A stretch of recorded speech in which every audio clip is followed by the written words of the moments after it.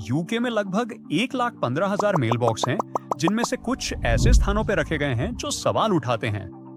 यहाँ देखिए, हम कैथनस के सुनसान मूरहेड इलाके में हैं और यहाँ बिल्कुल कहीं बीचों बीच खदान और कुछ मूरलैंड के बीच एक अकेला मेल बॉक्स खड़ा है। ये स्थानीय शिक्षक क्रिस एटकिन थे, जिन्होंने वॉर्थिल के पास जॉन ओ ग्रोट्स के करीब इस अजीब चीज को खोज निकाला। अब जॉन ओ ग्रोट्स एक छोटा सा गांव है जो कैनिसबे से 2.5 मील उत्तर पूर्व में स्कॉटलैंड के ऐतिहासिक काउंटी कैथनेस में स्थित है।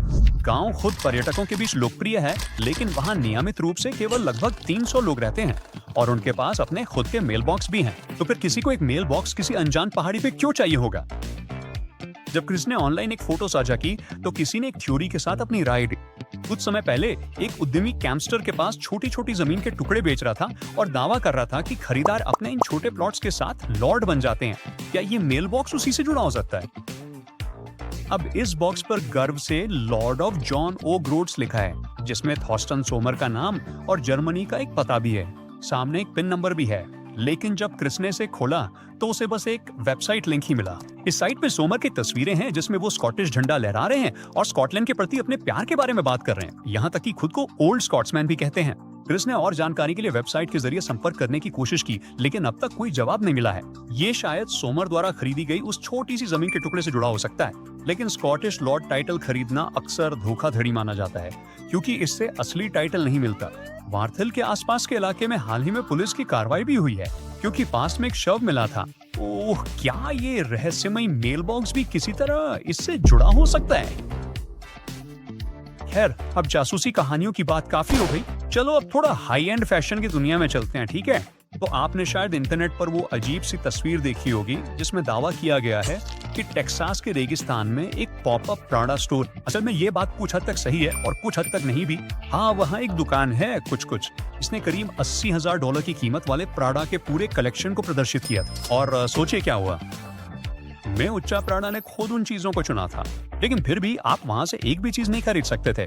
ना कोई कैशियर, ना कोई दुकान सहायक। ऐसा लगता था जैसे वो जगह हमेशा के लिए बंद हो। और ट्विस्ट क्या है, असल में ये पूरी तरह से बायोडिग्रेडेबल सामग्री से बनी एक आर्ट इंस्टॉलेशन है। इसे इस तरह डिजाइन किया गया था कि धीरे धीरे ये फिर से प्रकृति में मिल जाएं और हमारे मौजूदा उपभोक्ता संस्कृति पर मजाकिया तंज कसें। लेकिन ऐसी चीजें क्यों दिखाना जिन्हें आप असल में खरीद नहीं सकते? असल में ये लग्जरी के मायावी आकर्षण का एक रूपक है। जहाँ इसे शांति से सड़ने के लिए बनाया गया था, वहीं इसके चारों ओर मची हलचल ने वहाँ काफी भीड़ और यहाँ तक कि कुछ अफरा तफरी भी पैदा कर दी। कुछ संभावित चोरों को रोकने की कोशिश के बाद कलाकार को आखिरकार हार माननी पड़ी। अब ये फोटो खिंचवाने की एक हॉटस्पॉट जगह बन गई है, जहाँ पर्यटकों से लेकर सेलिब्रिटीज तक सभी आते हैं। बिल्कुल सही, आप रेगिस्तान में एक ब्रांडेड पर्स ढूंढ सकते हैं, लेकिन क्या आप मान लीजिए वेल्स की गुफाओं में कहीं कोई कार ढूंढ सकते हैं? तो इसका जवाब है हाँ। और सुनिए, वहाँ सिर्फ एक नहीं बल्कि कई कारें हैं। Cavern of lost souls Wales में छुपी भी एक मशहूर छोड़ी गई कारों की गुफा है। कभी ये सेरेडिजियन में एक स्लेट की खान थी, जहां मजदूर टनों स्लेट निकालते थे और उन्हें संकरी गेज की घोड़ा गाड़ी ट्रैमवे से ले जाया जाता था। लेकिन जैसे जैसे दशकों पहले खनन उद्योग खत्म हुआ, ये खान भी शांत हो गई। अगर आप अंदर जाने की हिम्मत करते हैं, जो मैं व्यक्तिगत रूप से सलाह नहीं दूंगा, तो आपको वहां 2 बड़े कक्ष मिलेंगे, लेकिन एक खास तौर पर ध्यान देने लायक है। मुख्य कक्ष लगभग 65 फीट गहरा है और ज्यादातर हिस्सा पानी में डूबा हुआ है। बस ऊपर एक छोटा सा खुला हिस्सा है। खदान बंद होने के बाद से स्थानीय लोग और परिषद ने उस खुले हिस्से का फायदा उठाया है और वहां हर तरह की बेकार चीजें फेंक दी हैं। आपको वहां फ्रिज और टीवी से लेके पूरी की पूरी कारें तक एक कोने में पड़ी मिल जाएंगी। कैवर्न ऑफ लॉस्ट सोल्स को खास बनाता है वहां से आने वाली एकमात्र रोशनी की किरण, जो टूटे फूटे कारों और धातु के ढेर पर अपनी चमक बिखेरती है। जब वो रोशनी पानी पर पड़ती है तो पानी एक शानदार फिरोजी हरे रंग में चमक उठता है, जिससे कारों और गुफा की दीवारों की खूबसूरत परछाइयां शांत सतह पे बन जाती हैं। कभी कभी स्लेट का कोई टुकड़ा गिरता है, जिससे सन्नाटा टूट जाता है और पानी की सतह पर लहरें दौड़ जाती हैं। वेल्स में एक और अजीब चीज मिली थी। हाल ही में वेल्स के पाविस में हे ब्लफ पर एक चमचमाता 10 फुट लंबा चांदी जैसा मोनोलिथ अचानक दिखाई दिया और इसने लोगों में जबरदस्त जिज्ञासा जगा दी है। एक स्थानीय बिल्डर क्रेग म्यूर ने इसे अपनी हाइक के दौरान खोजा और उन्होंने इसे ऐसा बताया जैसे सीधा अंतरिक्ष से गिरा हो। ये सर्जिकल स्टील से बना है, इस पर कोई निशान नहीं है और ये इतनी बेहतरीन तरह से तैयार किया गया है कि उस पर कोई वेल्डिंग भी नजर नहीं आती। म्यूर की खोज उन रहस्यमय मोनोलिथ्स की याद दिलाती है जो 2020 में दुनिया भर में अचानक प्रकट हुए थे और ऑनलाइन काफी चर्चा का कारण बने थे। स्थानीय निवासी रिचर्ड हेन्स ने सुझाव दिया कि ये किसी तरह की वैज्ञानिक स्थापना हो सकती है, लेकिन नेशनल पार्क के नियमों के अनुसार बिना अनुमति के कोई भी संरचना वहां नहीं रह सकती, इसलिए ज्यादा समय तक वहां नहीं रह पाएगा। चूंकि उसके आसपास कोई साफ साफ निशान नहीं थे, म्यूर ने अंदाजा लगाया कि इसे किसी समूह ने लाया होगा या फिर शायद हेलीकॉप्टर से गिराया गया हो। वैसे ये पहली बार नहीं है जब ऐसा अजीब मोनोलिथ देखा गया है। ऐसे ही monoliths Utah, Isle of Wight और यहाँ तक कि ग्लास्टनबेरी टोर में भी देखे गए हैं, जहाँ एक पर मजाकिया अंदाज में नॉट बैंक्सी लिखा गया था। हालांकि ये आसानी से उन्हीं का काम हो सकता है। बैंक्सी की कलाकृतियों की संख्या के मामले में यूके सबसे आगे है। साल 2023 तक वहां उनकी 70 कलाकृतियां थी। कोई हैरानी की बात नहीं, क्योंकि बताया जाता है कि वे ब्रिटिश हैं और ब्रिस्टल में जन्मे थे। चिली के उत्तर में स्थित अटाकामा रेगिस्तान, जो पृथ्वी का सबसे शुष्क गैर ध्रुवीय रेगिस्तान है, वहां पैन अमेरिकन हाईवे के किलोमीटर मार्क 1309 पर एक अजीब नजारा देखने को मिलता है। रेत के ऊपर 36 फीट ऊंचा एक विशाल सीमेंट का हाल। काफी डरावना लगता है। रो खैर चिंता मत कीजिए, ये कोई डरावना राक्षस नहीं है जो आपको पकड़कर किसी अंधेरी दुनिया में ले जाना चाहता हो। ये किसी खोई हुई सभ्यता की प्राचीन धरोहर भी नहीं है। एक पेशेवर मूर्तिकार ने इस अनोखे स्थल चिन्ह को 1992 में बनाया था। अपनी दूर दराज स्थिति के बावजूद इस हाथ पे अक्सर ग्राफिटी कर दी जाती है, इसलिए स्थानीय स्वयंसेवकों को इसे साल में 2 बार साफ करना पड़ता है।